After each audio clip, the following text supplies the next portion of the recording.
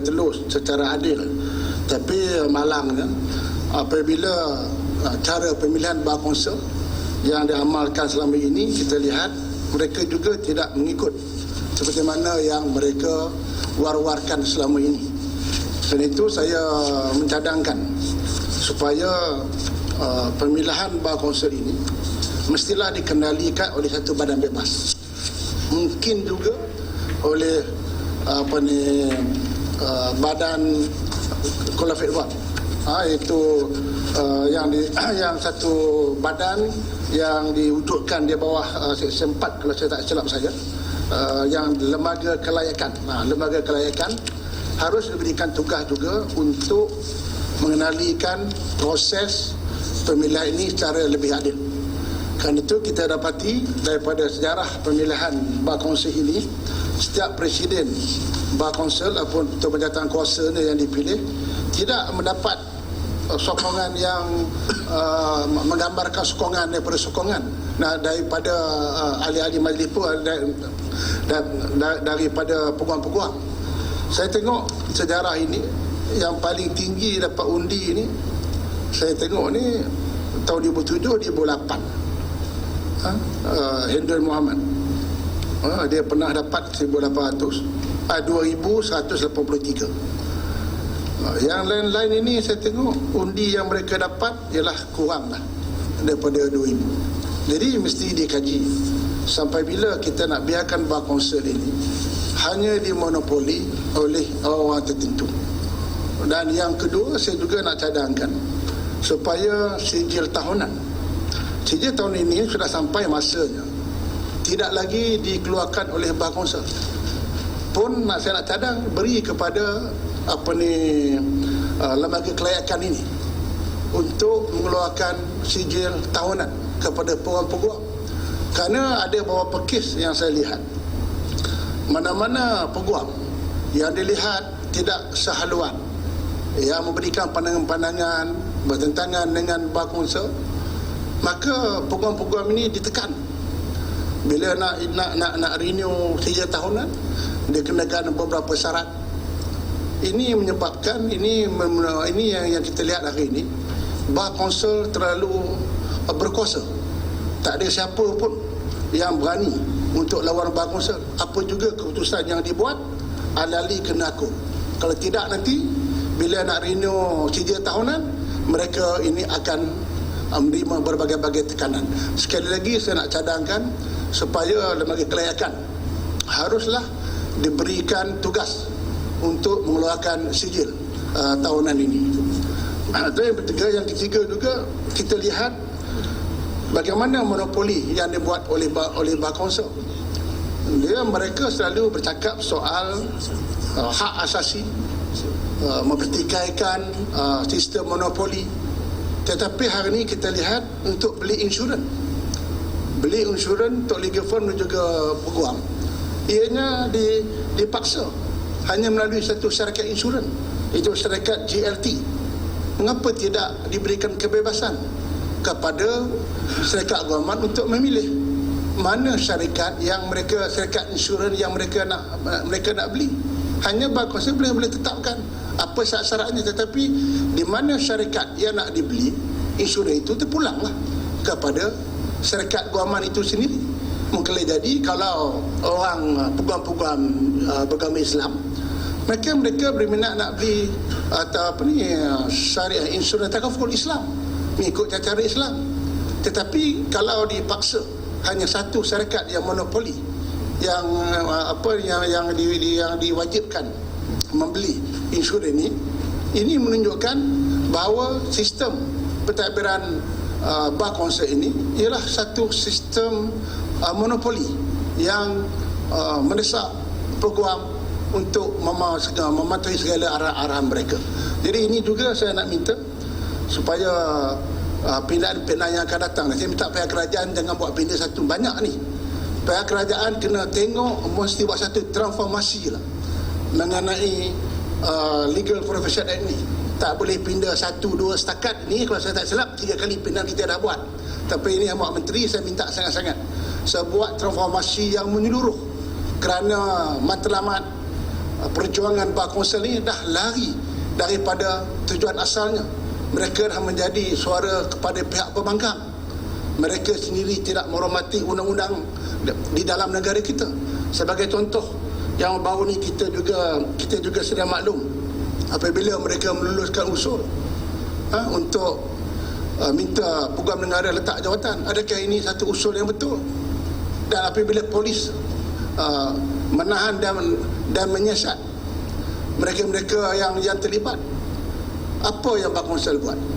Dia keluarkan surat berkeliling, suruh buat demonstrasi depan Bukit Aman. Nasib baiklah peguam-peguam, ramai peguam-peguam ni yang ada otak sikit lah, yang tahu itu tindakan tidak betul. Tapi saya tengok ahli Parlimen Puchong, ahli Parlimen Segambut pun datang juga. Bagaimana seorang peguam, seorang ahli Parlimen boleh tidak memahami undang-undang dan juga peraturan negara? Kalau kita tak puas hati dengan tindakan polis, kita bukannya buat demonstrasi. Ini Bakonsel patutnya mengikut undang-undangnya betul lah. Peguamnya ramai, ada sistem kita, prosedur kita. Adakah Bakonsel ini nak melahirkan satu budaya demonstrasi jalanan yang diwarisi daripada PKR yang kita tahu? Ya. Biar Padang Serai. Terima kasih Tuan Speaker. Terus kepada poinnya, Tanjung Karang ada menyatakan bahawa Bakonsel telah meminta supaya diadakan demonstrasi. Ini tidak betul, kerana Naib Presiden Majlis Peguam telah pun keluarkan kenyataan bahawa tidak ada apa-apa permintaan untuk apa-apa rally atau demonstrasi dijalankan. Hanya maklumat diberikan kepada peguam-peguam bahawa beberapa peguam yang telah mengeluarkan usul di AGM akan bersoal di Bukit Aman di bawah Akta Sultan. Itu yang berlaku. Yang kedua, saya nak tanya, mengapa apa masalah jikalau pun lah di dalam kes ini tiada permintaan untuk demonstrasi, tetapi jika Bakonsel atau sesiapa meminta supaya demonstrasi diadakan, apa salahnya? Di bawah pasal 10 Perlembagaan Persekutuan, itu hak mana-mana rakyat Malaysia untuk mengadakan demonstrasi, dan ia adalah sebahagian daripada mana-mana negara demokrasi. Kenapa selalu kawan-kawan kita di sebelah sana bila orang cakap pasal demonstrasi menyatakan seolah-olah ia adalah sesuatu bencana kepada negara? Terima kasih. Ini pandangan yang positif lah. Terima kasih lah Yang Berhormat bagi pandangan macam ni. Kita patut terima kasih kepada Yang Berhormat pada Pekan. Setelah beliau menjadi Perdana Menteri, dia memberikan peluang untuk rakyat mengadakan demonstrasi aman. Kita ada satu akta demonstrasi aman. Patutnya Bakonsel kalau nak buat mohonlah. Ikut notis yang betul, sistemnya betul, ajaklah yang betul. Bukan dia berkumpul 10-20 orang untuk buat kecoh di depan Bukit Aman ni untuk apa? Ini maksud saya. Sepatutnya walaupun Yang Berhormat kata tidak ada satu suara asing, tapi kita tahu ramai peguam-peguam yang telah pun mendapat makluman ini untuk datang beramai-ramai. Ini ke cara Bakonsel menguruskan ahli-ahli dengan mengalahkan melanggar undang-undang yang sedia ada. Ikutlah patut. Ini yang saya maksudkan. Sebagai satu badan yang kata menegakkan keadilan, mesti menghormati undang-undang. Jadi kita tengok usul yang mengenai usul yang diminta supaya peguam negara letak jawatan. Jadi adakah ini cara yang betul? Saya pun tak tahulah. Saya lihat bahawa dalam lembaga kelayakan, saya tengok pengurusinya ialah peguam negara. Ahlinya, salah seorangnya ialah Presiden Bakonsel. Macam mana ni? Kalau ada ahli sendiri dah tak bersetuju dengan pengurusi lembaga kelayakan, mengapa itu dipersoalkan? Saya kalau dia soal, dia buat satu usul untuk meminda artikel 154 kalau saya tak silap, kuasa-kuasa pranama, kuasa-kuasa bawah, itu saya boleh terima. Tapi usul untuk letak jawatan, bagaimana? Kalau kita lihat beberapa kes mengenai kuasa peguam negara ni, kalau kita lihat seorang ahli Majlis Kanan, Majlis Peguam, iaitu Tommy Thomas, pernah menulis dalam web Majlis Peguam, kehakiman telah menolak apa-apa jemputan untuk mengkaji semula kuasa budi bicara Peguam Negara. Tiada mana-mana orang atau badan pun termasuk mahkamah yang boleh memaksa Peguam Negara memulakan apa-apa prosiding bagi satu kesalahan yang beliau enggan mulakan atau meneruskan apa-apa prosiding yang beliau enggan teruskan. Dalam kes mahkamah, bekas Ketua Hakim Negara Tun Muhammad Sufian yang menyebut perkara sama dalam kes Long Saman melawan Public Prosecutor 1974, iaitu bahawa mahkamah tidak boleh memaksa Peguam Negara memulakan apa-apa prosiding bagi sesuatu yang kesalahan yang beliau enggan mulakan atau untuk meneruskan apa-apa prosiding yang beliau enggan teruskan. Seorang lagi, bekas Ketua Hakim Negara Tun Muhammad Saleh Abbas dalam kes Public Prosecutor melawan Zainuddin 1986 pula menyebut keputusan Peguam Negara tidak terbuka kepada semakan kehakiman. Berhubung persoalan yang sama juga, usul peletakan jawatan Muhammad Effendi ini bersifat maksud ataupun tidak terpulanglah kepada mahkamah, seperti mana bekas Hakim Mahkamah Persekutuan Datuk Seri Gopar Sri Ram dalam kes Public Prosecutor melawan Lim Guan Eng 1998 pernah menyebut kecaman terbuka ke atas Peguam Negara kerana menjalankan kuasanya di bawah Perlembagaan Persekutuan adalah satu kesalahan di bawah Seksyen 3 atas Hasutan 1948. Jadi saya tak tahulah dia orang baca tak kes ni, walaupun saya peguam, saya dah tak praktis, tetapi mestilah tengok kes. Tapi mengapa Peguam Negara boleh membawa usul? Sebuah Peguam Negara ini, kita satu badan yang menghormati undang-undang. Bagaimana kita sendiri diketawakan oleh orang luar? Itu sebab peguam-peguam yang lain nak menyampah, nak datang mesyuarat Bahkonsul ni. Kita tengok ada kumpulan G100 pun telah pun ditubuh. Bila G100 ni ditubuh, mendapat tekanan daripada Bahkonsul kerana peguam-peguam dah nampak dah bahawa Bahkonsul hari ini double standard dan menjadi alat kepada pembangkang, menyuarakan perjuangan pembangkang. Tetapi apabila kena batang hidung mereka tidak bertindak seperti yang sepatutnya. Adakah ini merupakan kali pertama Peguam Negara menolak kes? Kalau kita nak lihat yang melibatkan pemimpin, kita masih ingat lagi Tan Sri Abdul Ghani Patail ketika menjadi Peguam Negara pernah pada 2008 mengarahkan Badan Pencegah Rasuah BPR menutup kertas kesihatan terhadap bekas Perdana Menteri Tun Dr. Mahathir Mohamad.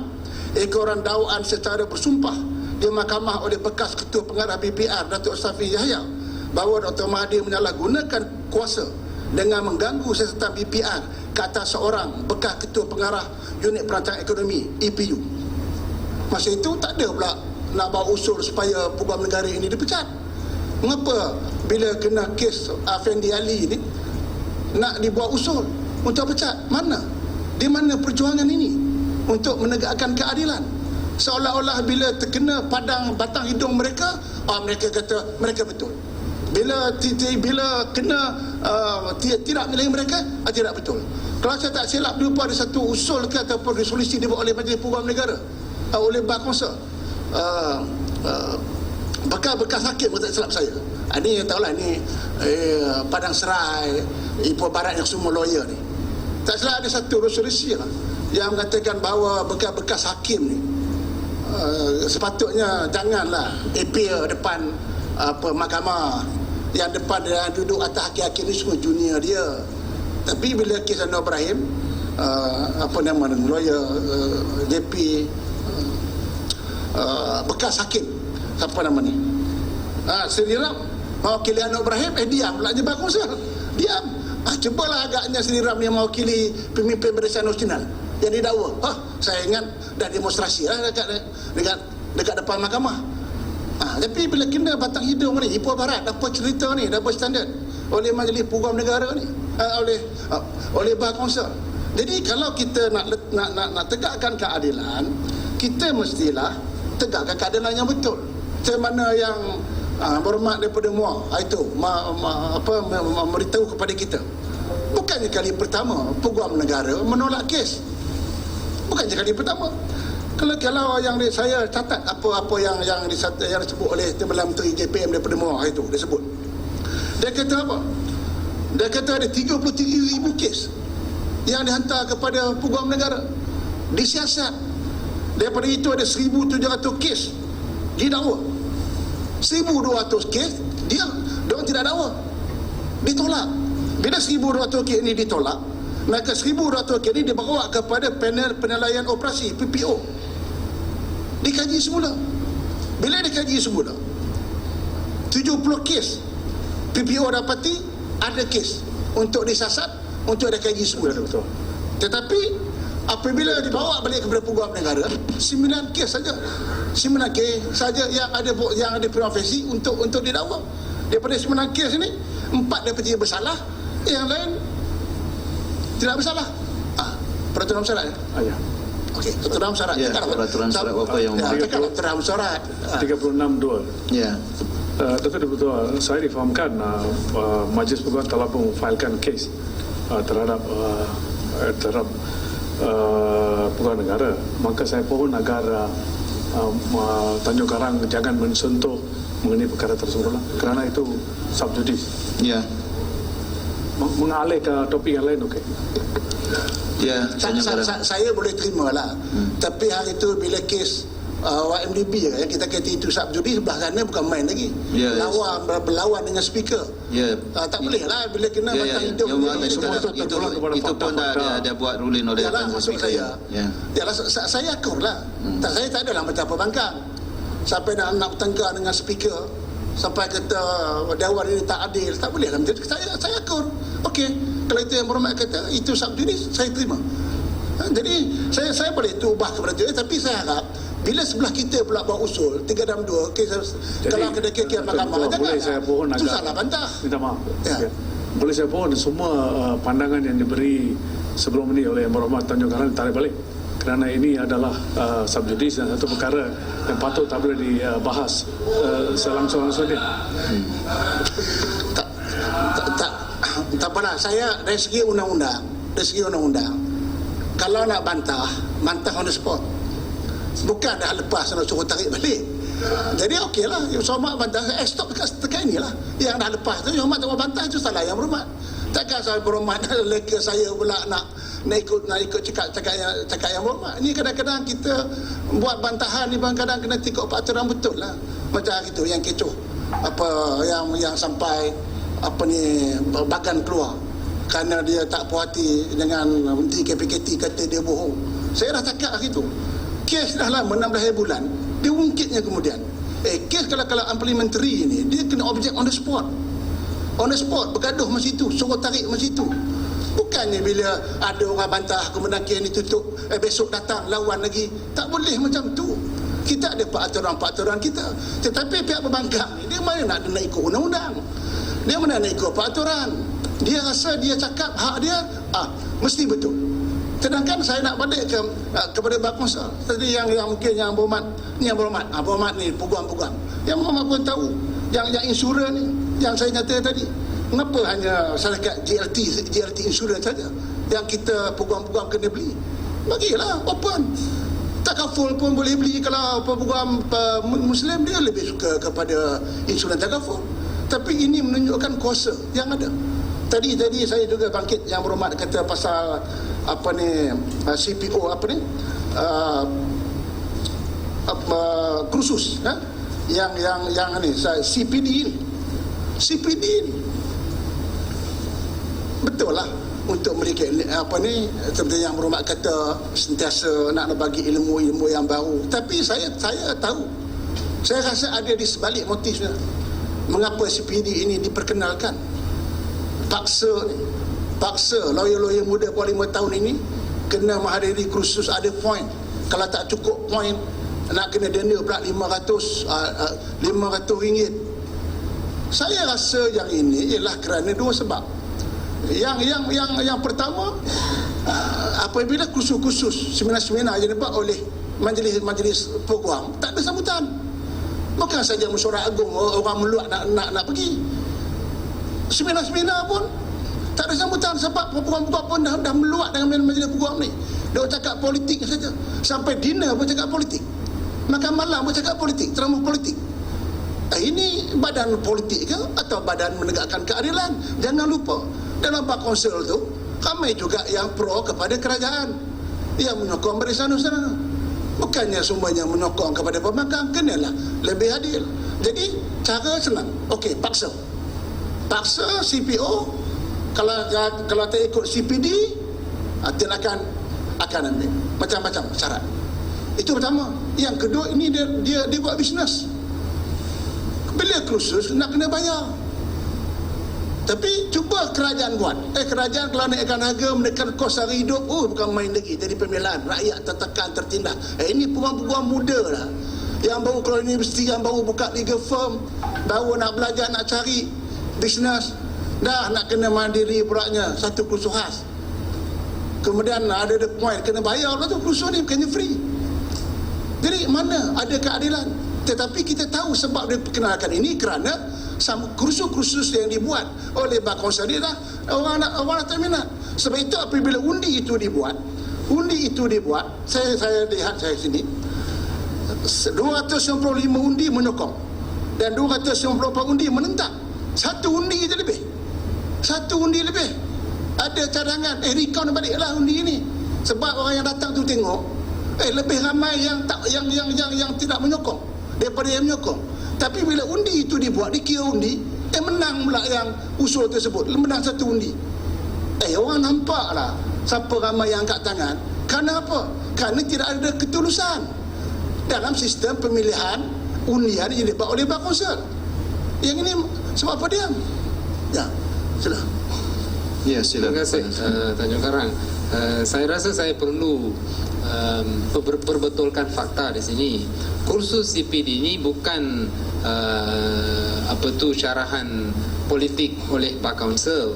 Kursus CPD ini dia melibatkan kursus-kursus dan seminar-seminar atas berbagai aspek skill technical dalam menjadi seorang peguam bela ataupun peguam cara.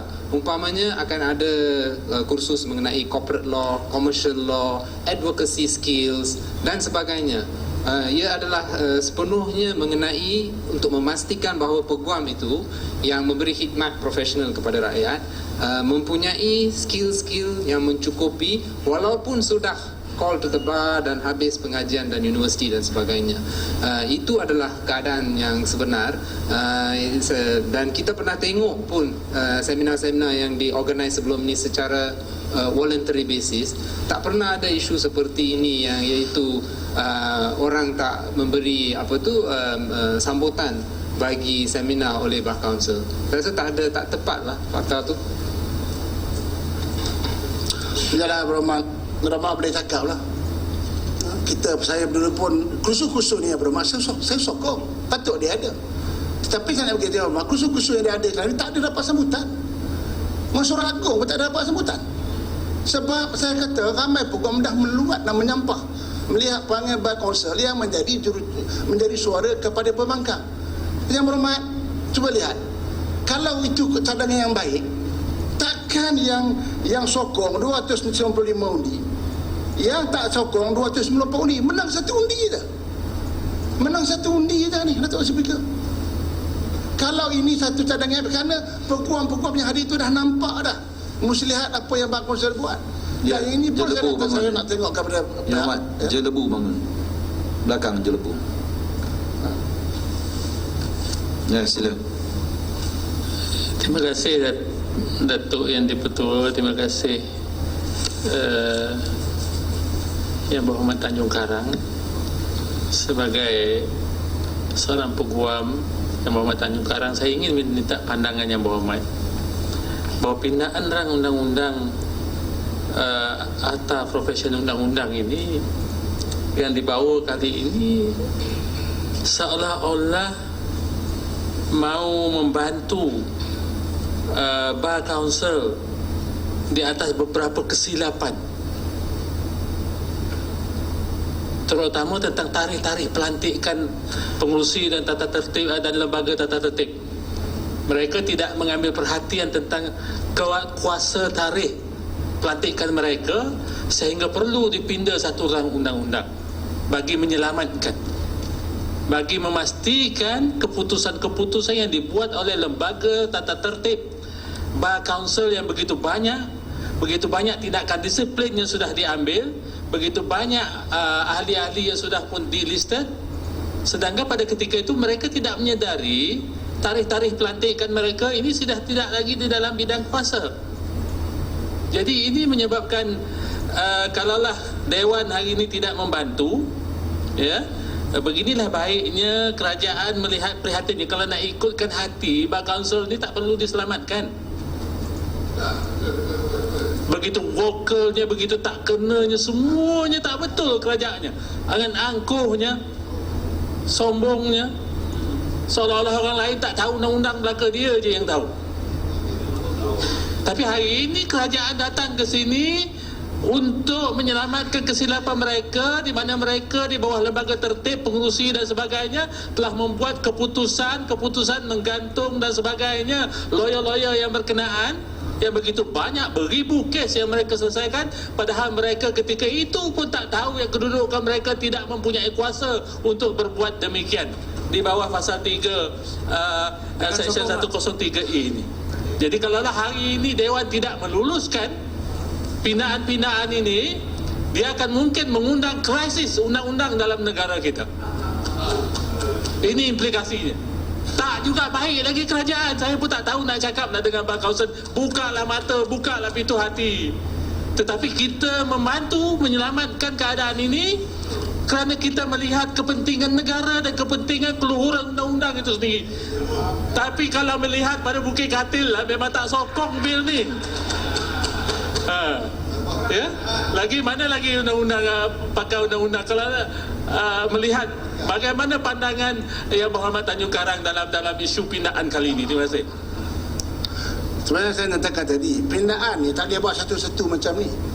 Dia kena buat betul-betul transformasi seperti yang saya cadangkan. Sistem yang mengeluarkan sijil kena ambil kuasa daripada Bar Kaunsil bagi kepada lembaga kelayakan. Saya dah kata tadi, mesti ada transformasi yang menyeluruh. Kerana hari ini saya kata Bar Kaunsil dah lari daripada asal tujuannya. Saya pun tak tetap pasti. Saya setuju dengan yang Jelbu kata tadi, bahawa Bar Kaunsil kena ingat mereka wujud itu kerana adanya Akta Parlimen. Akta Parlimen ni kita yang buat, kita yang lulus. Apa guna kita ada kuasa di Parlimen tetapi kita lihat orang kita amanahkan menjalankan tugas ini lari daripada tujuan yang telah kita beri amanah kepada mereka melalui Akta Legal Profesional ini. Jadi saya minta mesti dipindah betul-betul, kaji sesuka hati dia buat. Saya tak pasti sama ada dan Tuan Pengurusi. Saya nak bagi habis sikit. Okey. Saya nak balik kepada CPD tadi. Saya tak tahulah.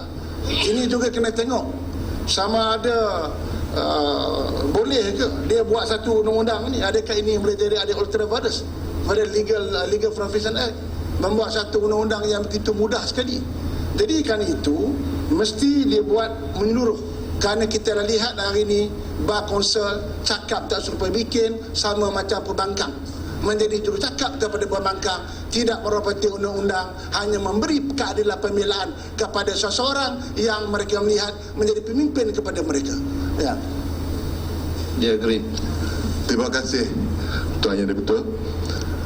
Tanjung Karang, kalau macam itulah hujah yang telah diberikan oleh Tanjung Karang dan juga Jelbu, boleh tak kita mencadangkan supaya tubuh Bar Kaunsil lain, supaya dia tidaklah ada masalah dengan kerajaan?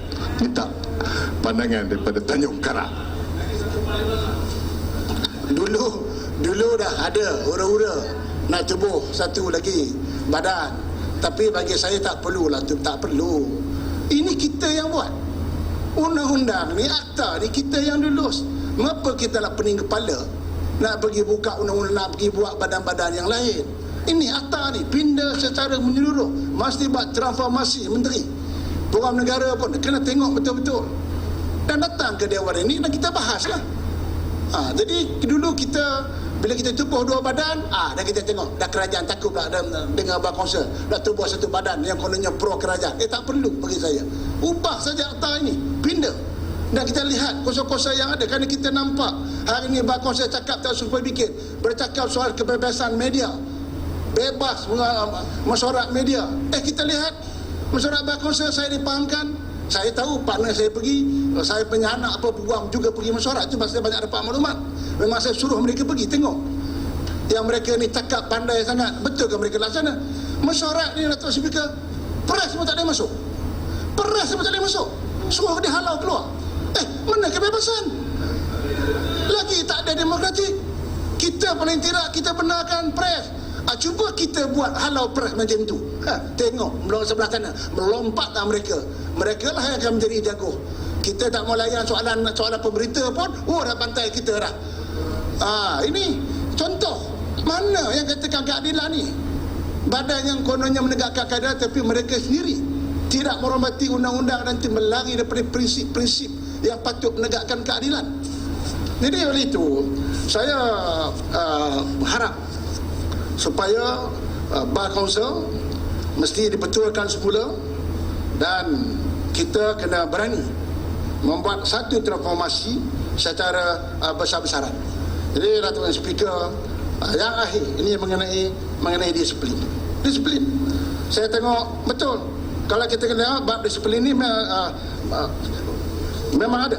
Tapi sekarang ni kita lihat bab apa ni disiplin ini ada.